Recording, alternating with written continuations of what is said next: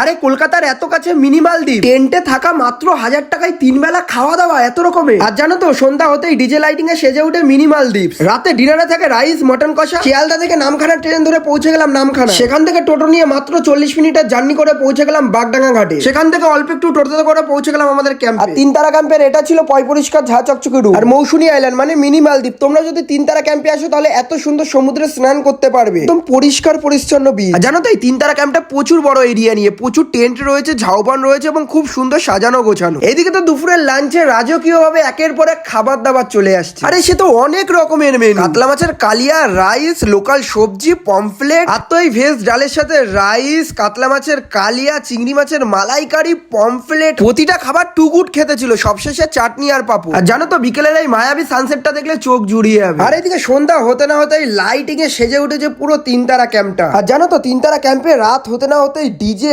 Lighting এ যেরকম সেজে ওঠে, তার পাশাপাশি ডিজে গানেও কিন্তু পুরো পার্টি করার মুড চলে আসে। এইদিকে রাতের বেলা বনফায়ার, চিকেন বারবিকিউ। আর বারবিকিউটা না একটু আমি বানাচ্ছিলাম, যেমন ছিল খেতে তেমন ছিল টেস্ট। আর এইদিকে রাতে ডিনারে এসে রুটি, মটন কষা, রাইস, মটন কষা, দুটো অপশন থাকে, যে যেটা খাবে। মটন কষাটা দুর্দান্ত খেতে ছিল। মাত্র 1000 টাকা করে টেন্টে পার হেড থাকা খাওয়া দিয়ে পরের দিন সকালের ব্রেকফাস্টটাও তোমরা এর মধ্যে পেয়ে যাবে। আমি স্ক্রিনে এবং ডেসক্রিপশনে 3 তারা ক্যাম্পের নাম্বার দিয়ে দিলাম, তোমরা চাইলে চেক আউট করতে পারো।